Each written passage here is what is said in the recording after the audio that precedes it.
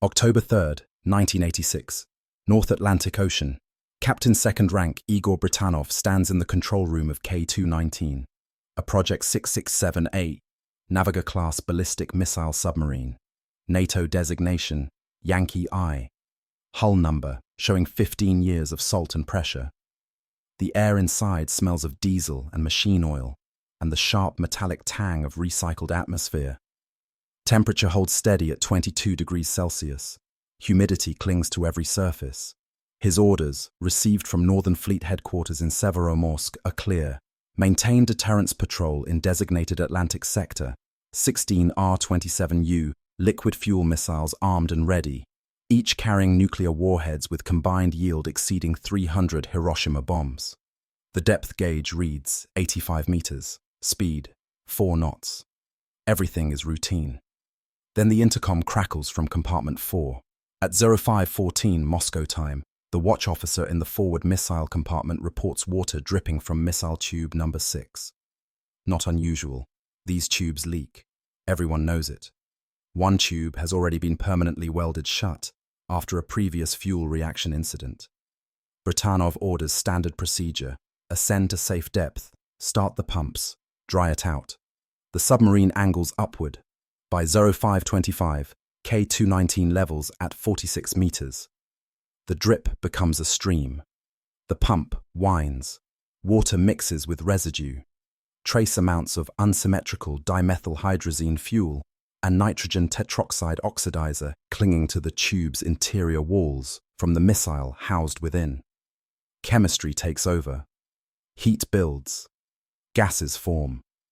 At 05:30, Weapons Officer Alexander Petrashkov reports brown clouds issuing from beneath the missile tube plug.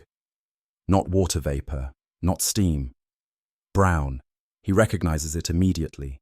Nitrogen dioxide, the color of industrial death. He hits the accident alarm. 9 men remain in compartment 4.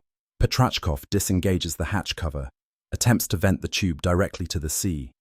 Standard damage control. By the manual. Should work. At 05:32, the missile tube explodes. The detonation tears through the pressure hull with force sufficient to eject the R-27 missile and its warheads into the Atlantic. 3 sailors die instantly. Shockwave, fire, structural collapse. The blast ruptures cabling, compromises watertight integrity, ignites insulation. Flames spread aft through compartment 5. Smoke fills the ventilation system. The submarine lurches, listing 10 degrees to port. Automatic systems activate. Emergency blow tanks engage. Compressed air forces water from ballast. K-219 claws toward the surface, while fire consumes her forward sections and seawater pours through the breached hull. Britanov surfaces his submarine on battery power alone. October 3rd, morning. The North Atlantic is slate grey. Swells running 4 meters. Wind from the northeast at 18 knots. K-219 wallows on the surface, trailing black smoke. American reconnaissance satellites have already detected the thermal signature. SOSUS, arrays throughout the Atlantic, recorded the explosion, though K-219 was above the thermocline when it happened, preventing full acoustic propagation. Within hours, P-3 Orion Maritime Patrol aircraft from Brunswick, Maine, will arrive overhead. USS Augusta, a Los Angeles-class attack submarine, is somewhere in the area. The Soviets will later claim collision.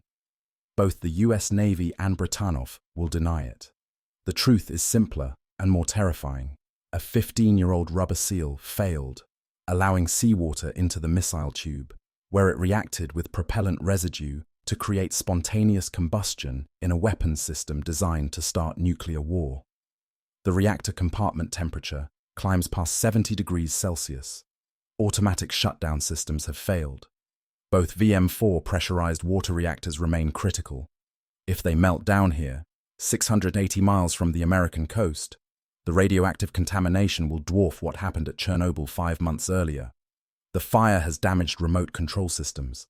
Someone must enter the reactor compartment manually and lower the control rods by hand. Lieutenant Nikolai Belikov volunteers. He enters through the aft hatch wearing a full-face gas mask, atmosphere thick with smoke and chemical fumes. He lowers one control rod on the first reactor before his oxygen runs out. He staggers back through the hatch, gasping. The second reactor remains online, core temperature rising. 20-year-old enlisted seaman Sergey Preminin volunteers to finish the job.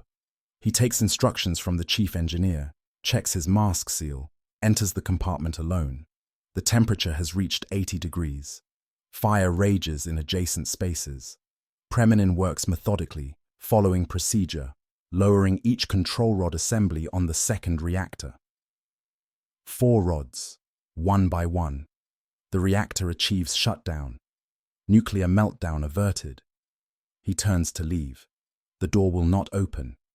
Fire has raised the internal pressure above the external level. Physics becomes his prison.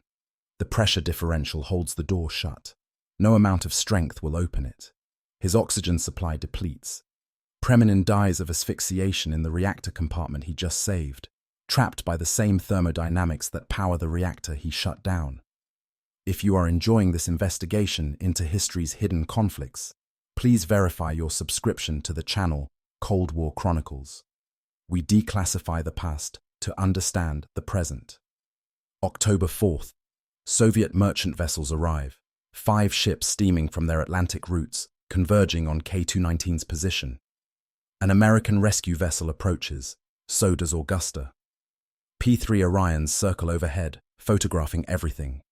The temperature in the aft compartments continues climbing. Toxic gases, nitrogen dioxide, chlorine, combustion products, leak through compromised seals.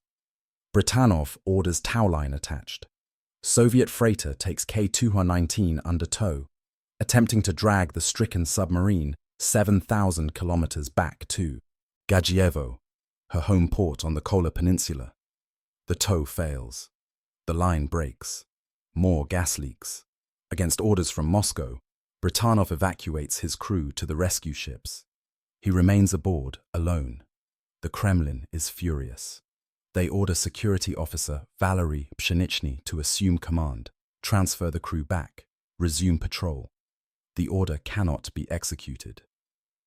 October 6, 1986, 11:03 local time. K-219 rolls to port and slips beneath the Atlantic, sinking to the Hatteras abyssal plain at 5,500 meters depth.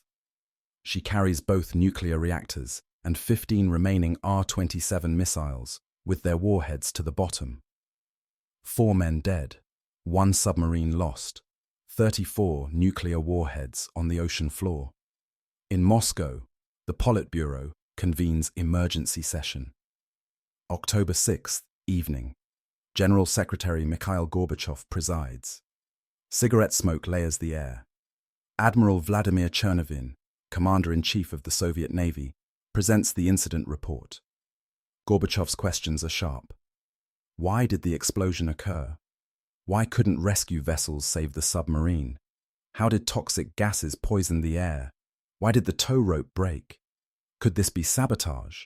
Could the Americans retrieve sensitive equipment from the wreck? Chernobyl has no satisfactory answers. The incident report raises more questions than it resolves. A rubber seal failed. Why? K-219 had experienced similar tube problems before. Why was she on patrol with known defects? The crew acted with extraordinary courage. Why did automatic systems fail? The submarine was 15 years old. Why are aging boats with deteriorating systems conducting strategic deterrence patrols in enemy waters? Gorbachev voices a darker concern. Could it have happened due to lack of competence of the crew or because of cowardice? The question hangs in the room. The General Secretary suspects his ballistic missile submarine crew, men entrusted with launching nuclear war, may have panicked and abandoned their boat without cause. Defense Minister Sergei Sokolov offers reassurance, but the doubt persists. Gorbachev orders investigation. Find out what happened. Determine if there was human failure. Identify potential sabotage. Assess American intelligence gains. The KGB opens files on K-219's crew. They interrogate families. They bug apartments. They analyze maintenance records from Gadzhievo. They are searching for betrayal, incompetence, cowardice. Captain Britanov is charged with negligence, sabotage, and treason. He is dismissed from the Navy, held in Sverdlovsk, awaiting trial. Other officers face scrutiny. The search for blame intensifies. But K-219 is not alone. Item 1. April 11, 1970. K-8, a Project 627A. November-class nuclear submarine suffers fire in Compartment 3 during patrol northeast of Newfoundland. Crew fights the blaze for hours. Reactor compartment floods. The submarine sinks in 4,500 meters of water. 52 men die. Item 2, April 12, 1989. K-278 Komsomolets, a Project 685 Plavnik, Mike class, deep diving. Attack submarine. Experiences fire in aft compartments while returning from patrol in Norwegian Sea. Despite heroic damage control efforts, she sinks in 1,680 meters off Bear Island. 42 crew members perish. Item 3. August 12, 2000. K-141 Kursk, a Project 949A Ante. Oscar the Sioux, cruise missile submarine, suffers massive torpedo explosion during Northern Fleet exercise in Barents Sea. She sinks in 108 meters with all 118 crew. Item 4. August 2003. K-159, a decommissioned November-class boat being towed for scrapping, founders in storm in Barents Sea. 9 crew die. The pattern is undeniable. Soviet submarine losses occur with grim regularity. Each incident involves fire, flooding, failed systems, aging equipment. Each reveals maintenance inadequacies, training gaps, material deficiencies. The boats are operating beyond design life. Patrol cycles have increased. 2 to 3 deterrence missions per year. Crews work with minimal rest. Training becomes chaotic. The repair infrastructure cannot keep pace with operational demands. These are not isolated accidents. This is systemic failure. In Northern Fleet headquarters, classified reports accumulate on admirals' desks. The statistics are damning. Soviet submarine safety lags Western standards by decades. The joke circulates through Severomorsk. You can recognize Soviet nuclear submarine sailors because they glow in the dark. It is not funny. It is obituary. The investigation into K-219 expands. KGB officers examine every angle. Was Britanov incompetent? Did the crew panic? Could Western intelligence have sabotaged the missile tube? The witch hunt deepens. Careers end. Men disappear quietly. Families suffer. But the evidence points elsewhere. The seal that failed in Tube 6 was rubber, deteriorated by age and seawater. The maintenance logs show repeated warnings. The tube had leaked before. K-219 should never have left port. The evidence becomes impossible to ignore. The seal that failed in Missile Tube 6 was rubber, standard Soviet submarine sealing material. 15 years of seawater exposure. 15 years of thermal cycling between Arctic ports and tropical patrol zones. 15 years of pressure differentials. The material had deteriorated beyond safe operational limits. K-219's maintenance logs documented the problem. The seal leaked. Water dripped into the tube. Officers reported it. Northern Fleet headquarters approved the patrol anyway. The decision calculus was brutal and simple. The Soviet Navy needed operational ballistic missile submarines on station. K-299 had experienced similar tube problems in 1979, a fuel reaction incident that forced one missile tube to be permanently welded shut.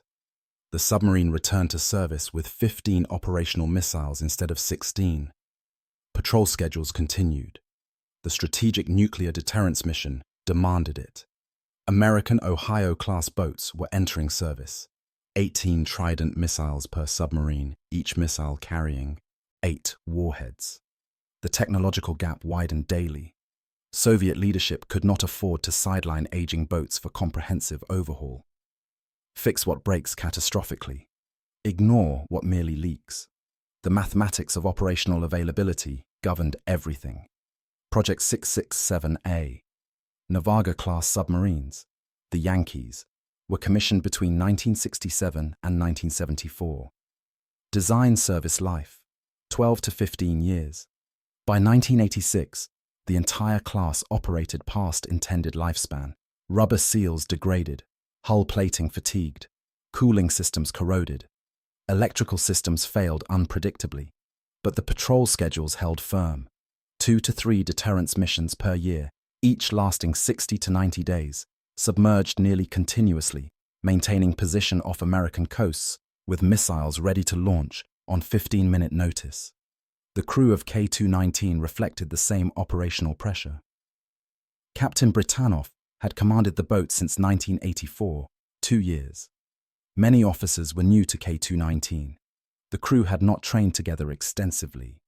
Submarine warfare demands absolute coordination, every man knowing his station, his backup, his emergency procedures without conscious thought.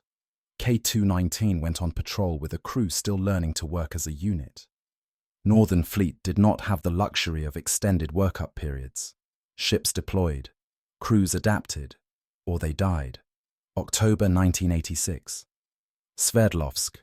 Captain Second Rank, Igor Britanov, waits for his court-martial.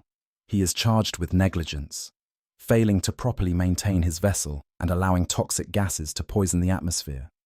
He is charged with sabotage, deliberately scuttling K-219 to prevent Moscow from ordering the crew back aboard to resume patrol. He is charged with treason, abandoning a strategic weapons platform to potential American salvage operations, risking intelligence compromise of Soviet nuclear missile technology, cryptographic systems, and sonar equipment. The charges carry potential death penalty. The investigation expands. KGB officers interrogate every surviving crew member. They examine family backgrounds. They audit bank accounts. They interview neighbors. They search for evidence of foreign contact, unexplained wealth, suspicious behavior. The witch hunt consumes hundreds of man-hours. It produces nothing. No spy, no saboteur, no traitor. Just a SEAL that failed and a captain who saved his crew. The Politburo session on October 6, 1986, revealed the thinking at the highest levels. Gorbachev's question, could it have happened due to incompetence or cowardice, exposed fundamental distrust of the Soviet Navy's professionalism. Defense Minister Sergey Sokolov struggled to defend his service. The facts were damaging. 3 days to lose a submarine, 4 men dead, 34 nuclear warheads on the ocean floor, an attempted tow that failed, a crew evacuated against orders, questions about whether the captain deliberately sank his own boat. Sokolov offered reassurances. The crew acted bravely. Preminin's sacrifice prevented reactor meltdown. The Americans gained no intelligence advantage. K-219 sank too deep for salvage operations, but the reassurances rang hollow. Soviet submarine disasters were becoming routine. K-8 in 1970, K-219 in 1986. The pattern was unmistakable. Something was systemically wrong. The immediate concern was American intelligence collection. USS Augusta had been operating in the area. P-3 Orion aircraft circled overhead for days. American reconnaissance satellites tracked every surface movement. Soviet leadership feared a repeat of Project Azorian, the CIA operation that in 1974 attempted to raise K-129, a Gulf-class ballistic missile submarine that sank in the Pacific in 1968. The Americans had deployed a specialized recovery vessel disguised as a deep-sea mining ship. They retrieved a portion of K-129's hull from 5,000 meters depth. Moscow never learned exactly what the CIA recovered: code books, warheads, submarine construction details. But the operation demonstrated American technical capability and strategic intent. K-219 now rested at 5,500 meters in the Hatteras abyssal plain, too deep for conventional salvage. But conventional capabilities might not apply. American deep submergence vehicles, Alvin, Seacliff, Turtle, regularly operated at extreme depths. Nuclear-powered deep submersibles were theoretically possible. Remote-operated vehicles could photograph the wreck, map missile tube configurations, sample materials. Even if full recovery proved impossible, intelligence gathering remained viable. The Soviet Navy dispatched survey vessels. They could not reach the wreck. The depth exceeded their equipment capabilities. They conducted radiation monitoring of surface waters. No detectable contamination. The reactors remained intact. For now. But the missiles were gone. Ejected from their tubes during the sinking. K-219 had surfaced with missile hatches open, venting toxic gases. When she rolled and sank, seawater flooded the forward compartment. 15 R-27U missiles, each carrying 2 warheads, scattered across the abyssal plain. Some might have remained in their tubes, others likely ejected during the 3-day surface drift or the final plunge. The geopolitical timing could not have been worse. October 1986. Reagan and Gorbachev were scheduled to meet in Reykjavik, Iceland, on October 11-12 for arms control negotiations. The summit represented a critical opportunity. Potential agreements on intermediate-range nuclear forces, strategic arms reduction, even missile defense limitations. K-219's sinking threatened to poison the atmosphere. American hardliners could cite the incident as evidence of Soviet recklessness with nuclear weapons. Soviet hardliners could claim American submarines were harassing Soviet deterrence patrols, forcing dangerous evasive maneuvers. Gorbachev made a calculated decision. The Soviet Union issued a public statement acknowledging the incident. Unprecedented transparency for a submarine. Disaster. The statement admitted a malfunction in a missile tube. It reported crew casualties. It confirmed the submarine had sunk. It blamed no one. The Kremlin hoped honesty would diffuse potential escalation. The Reykjavik summit proceeded as scheduled. Neither Reagan nor Gorbachev raised K-219 during negotiations. Both sides understood the implicit agreement. Accidents happen. Strategic stability requires pretending they don't threaten the fragile peace. But internally, the Soviet Navy faced reckoning. Admiral Vladimir Chernobyl ordered comprehensive review of ballistic missile submarine operations. The findings were damning. Maintenance had fallen far behind schedule. Repair facilities were overwhelmed. Spare parts were chronically unavailable. Training programs had been compressed to meet operational demands. Safety protocols were routinely waived to maintain patrol tempo. Liquid fuel missiles, inherently more dangerous than solid fuel systems, required constant monitoring and meticulous maintenance. The infrastructure could not support it. The R-27U missile used unsymmetrical dimethylhydrazine for fuel and nitrogen tetroxide as oxidizer. Both chemicals are hypergolic. They ignite spontaneously on contact, eliminating the need for complex ignition systems. This makes them militarily attractive, simple, reliable, storable. But they are also violently reactive, extremely toxic, and corrosive. UDMH exposure causes convulsions, liver failure, and death. Nitrogen tetroxide produces nitrogen dioxide gas on contact with moisture. The brown clouds that issued from Tube 6 at 0530 Moscow time. Breathing nitrogen dioxide destroys lung tissue. Concentrations above 150 parts per million are immediately lethal. Storing these chemicals in sealed tubes aboard submarines required perfect seals. The tubes operated under enormous stress: external seawater pressure at depth, internal fuel pressure, thermal expansion and contraction, shock from depth changes, and high-speed maneuvers. A rubber seal degrading over 15 years was not an anomaly. It was inevitable. The United States Navy had abandoned liquid-fuel submarine missiles in the 1960s, switching entirely to solid-fuel Polaris and later Trident systems. Solid fuel was safer, simpler, more reliable. It required less maintenance. It could be stored for years without degradation. The Soviets knew this. They had developed solid-fuel missiles, the R-29 family for Delta-class submarines, but the Yankees carried liquid-fuel R-27s. Retrofitting them with solid-fuel systems would have required extensive overhaul, essentially rebuilding the missile compartments. The Navy lacked resources. The boats stayed in service with aging liquid fuel systems. May 1987. Defense Minister Sergey Sokolov is dismissed. The official reason is the Matthias Rust incident, a West German teenager who flew a Cessna through Soviet air defenses and landed in Red Square on May 28, 1987, humiliating the military. But Sokolov's dismissal connects to broader failures: submarine losses, training inadequacies, maintenance collapse. Dmitry Yazov replaces him. One of Yazov's first acts is ordering charges against Igor Britanov dropped. The legal case had disintegrated. Every technical investigation confirmed SEAL failure. Every crew interview demonstrated professional response to catastrophic emergency. Preminin's sacrifice proved the crew's courage. Britanov's decision to evacuate his crew against orders saved lives.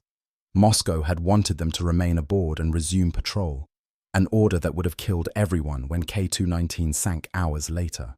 The charges of negligence, sabotage, and treason could not be sustained. Britanov was quietly released. He was never reinstated in the Navy.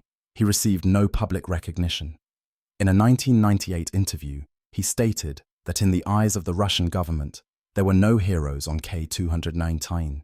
He explained, "I do not tell the story the way my government wants me to tell it. I did not collide with an American sub." The collision theory persisted as official Soviet explanation. It provided external blame.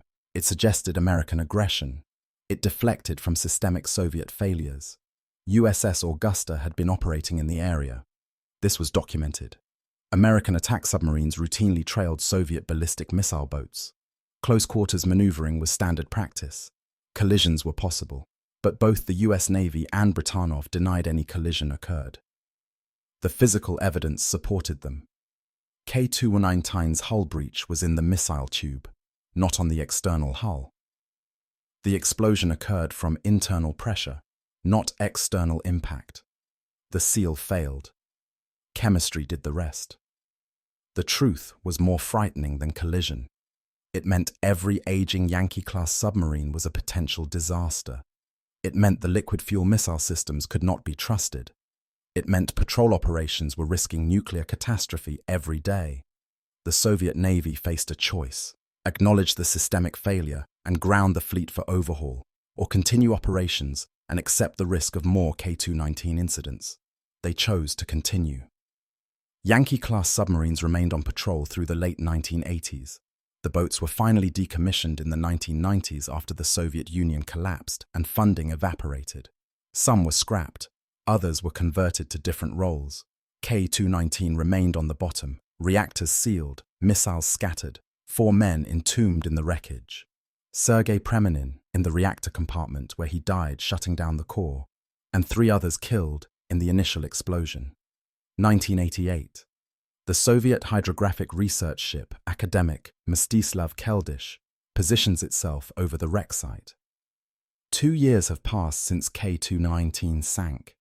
The ocean depth at this location measures approximately 6,000 meters, 3.5 miles of black water pressing down at 8,700 pounds per square inch. The Keldysh carries specialized deep submergence vehicles, capable of reaching the abyssal plain. The mission objectives are clear: locate the wreck, assess structural integrity, determine radiation hazards, photograph the missile compartments, and verify the status of nuclear warheads. The submersibles descend through darkness. At 6,000 meters, their lights illuminate sand. K-219 rests upright on the bottom. The hull has broken in 2 aft of the conning tower. The structural stress of sinking exceeded design tolerances. The forward section contains the missile compartment. The aft section holds the reactor spaces where Preminin died. Between them, a gap of twisted metal and severed piping. The submersible approaches the missile deck. Several silo hatches have been forced open. The missiles are gone. The nuclear warheads they contained are gone. The expedition team photographs everything. They document each open silo. They measure radiation levels within normal parameters for deep ocean water. They examine the forced hatches. Something opened those silos after K-219 sank. The submarine broke apart at 6,000 meters depth. The missile tubes were sealed when she went down. Now they stand empty. Hatches forced back. The weapons they contained vanished. The official Soviet report acknowledges the finding. It does not speculate on causes. It notes that missile tube 6, the tube that exploded, ejected its contents during the initial incident. That accounts for 2 warheads. K-219 carried 15 operational missiles when she sank. Each missile contained 2 warheads, 30 warheads total. 2 ejected during the explosion. 28 should remain in their tubes. The Keldysh expedition finds empty silos. The missiles and their warheads are missing. The absence demands explanation. Several possibilities exist. The missiles could have been crushed by water pressure during the descent, causing their hypergolic fuel to ignite spontaneously, blowing open the silo hatches and scattering the warheads across the abyssal plain. This would leave debris fields around the wreck.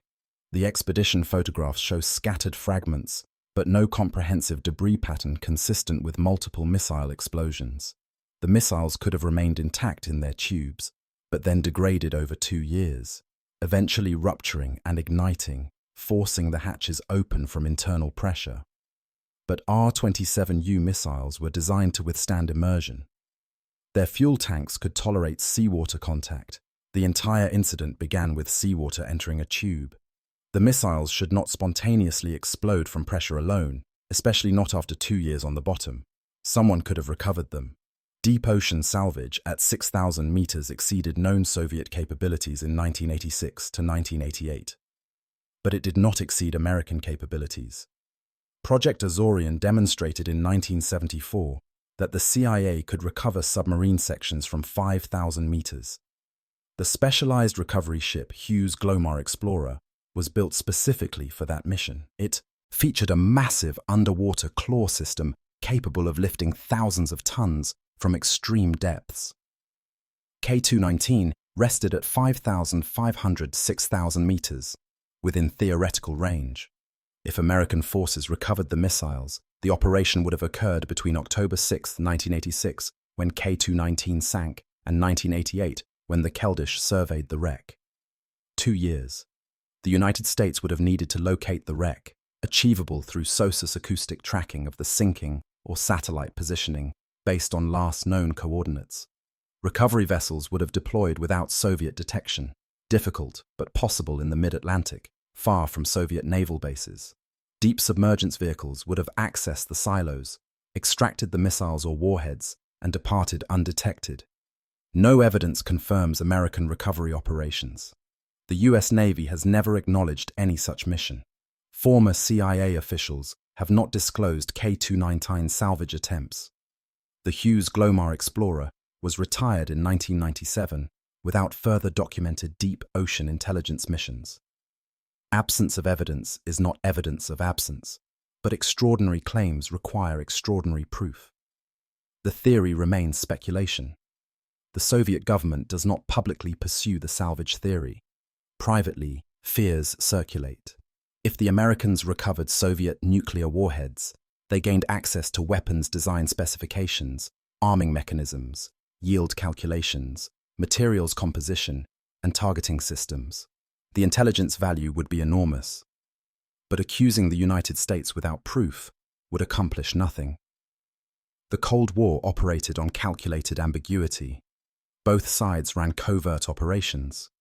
Both sides knew the other ran covert operations. Acknowledging them publicly served no strategic purpose. The missing warheads join a longer list of nuclear materials lost at sea. The United States has lost at least 4 nuclear weapons in ocean accidents, 2 off the coast of Georgia during a B-47 crash in 1958, 1 near Palomares, Spain, when a B-52 collided with a refueling tanker in 1966, and 1 off Greenland, when another B-52 crashed in 1968.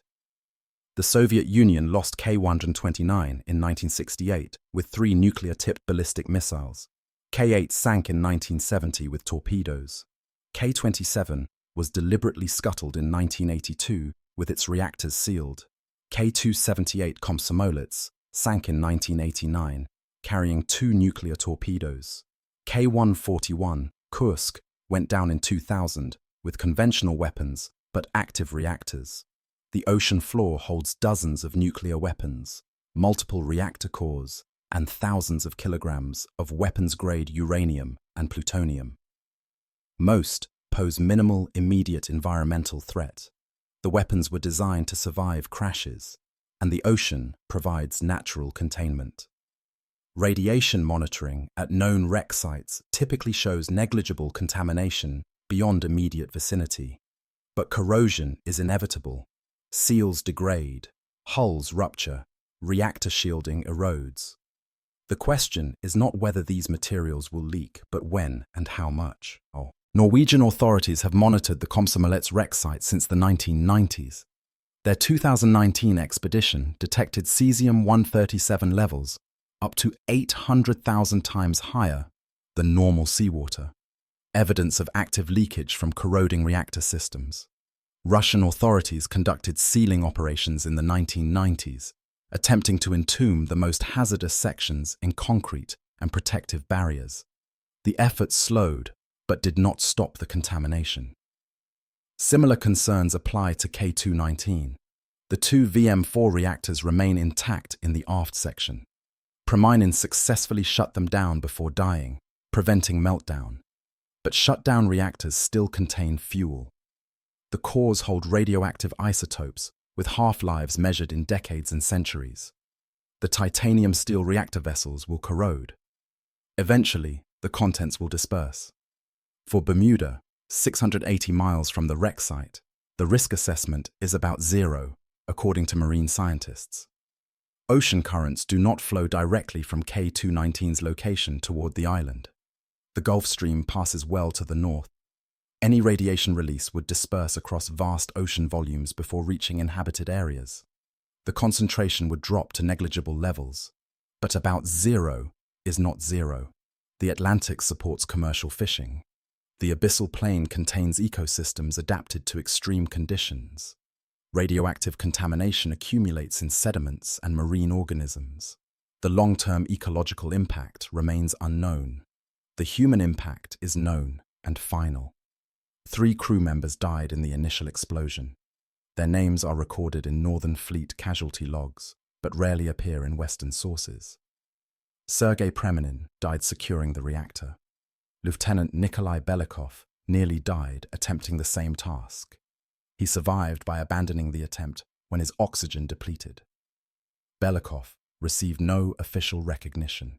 Soviet awards acknowledged successful heroism, not failed attempts. The crew of K-219 returned to the Soviet Union and was immediately placed under investigation. They signed non-disclosure agreements. The KGB interrogated them for months. The incident remained classified. Igor Britanov never commanded another submarine. His charges were dismissed in 1987, but his career ended with K-219's sinking. He later emigrated. In 1998, he gave interviews contradicting the official Soviet narrative. He stated clearly, there was no collision with USS Augusta. The seal failed. That is what happened. The Soviet government preferred the collision story because it assigned blame externally. Britanov's insistence on the truth made him inconvenient. In his words, there were no heroes on K-219 in the eyes of the Russian government. The state wanted a narrative that served political purposes. The crew wanted recognition for preventing catastrophe. These desires did not align. The incident exposed fundamental weaknesses in Soviet submarine operations that extended far beyond one failed seal. The liquid fuel missile systems were inherently dangerous. The maintenance infrastructure was inadequate. The patrol tempo was unsustainable. The training programs were rushed.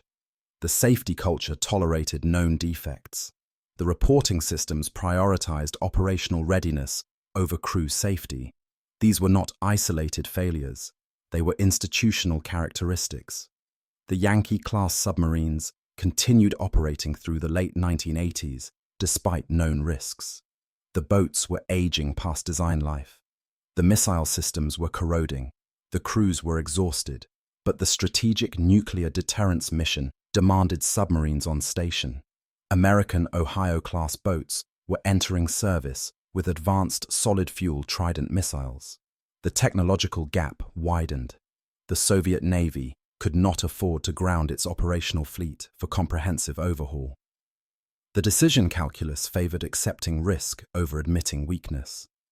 The Soviet Union collapsed in 1991. The Northern Fleet budget evaporated. Submarine maintenance funding disappeared.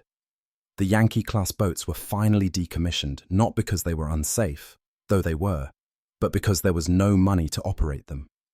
Some were scrapped. Others were converted to special operations roles. Many rusted at pierside in Murmansk and Severomorsk, their reactors still fueled, their hulls slowly corroding, their missile tubes empty, but contaminated with fuel residue. K-219 remains on the bottom. The wreck sits upright in two sections at 31 dg from Fjärforce and 59 dg 52 W. The missile silos stand empty. The reactors are sealed, but leaking slowly. Sergey Preminin is entombed in the aft reactor compartment. 3 other crew members rest in the forward sections. The site is not marked. No memorial identifies the location. Commercial shipping passes overhead without awareness. Fishing vessels work the area. Submarines transit nearby on routine patrols. American, British, Russian, modern boats with solid fuel missiles and advanced safety systems. Their crews, unaware, they are passing over the grave of 4 men who died preventing nuclear catastrophe. The lessons of K-219 were learned slowly and incompletely. Liquid fuel submarine missiles were eventually phased out. Solid fuel systems became standard. Maintenance procedures improved. Safety protocols were strengthened. But the fundamental tension remains. Nuclear weapons must be ready to launch instantly. Yet nuclear systems require meticulous maintenance and conservative operational practices. These demands conflict. Every deterrence patrol balances readiness against safety. Every aging submarine poses risks. Every SEAL can fail. The warheads remain missing. Whether they lie scattered on the abyssal plain, crushed by pressure and buried in sediment, or whether they were recovered in a covert operation that will remain classified for generations. The truth died with the Cold War. The ocean keeps its secrets. The governments keep theirs. Only the wreck remains, silent witness to the fragility of systems designed to end the world, saved by a 20-year-old seaman who chose to die alone in a reactor compartment rather than let it melt down. October 3rd, 1986, marks the day a Soviet ballistic missile submarine almost turned the Atlantic into a nuclear graveyard. The disaster was prevented not by sophisticated technology or flawless procedures, but by individual courage and sacrifice. 4 men died. 34 nuclear warheads went to the bottom. The Cold War continued. The submarines kept patrolling. The missiles stayed ready. And somewhere in the dark water 3.5 miles down, K-219 rusts quietly. Her empty silos open to the ocean. Her reactors sealed but slowly failing. Her crew still aboard, waiting in the eternal cold for recognition that will never come.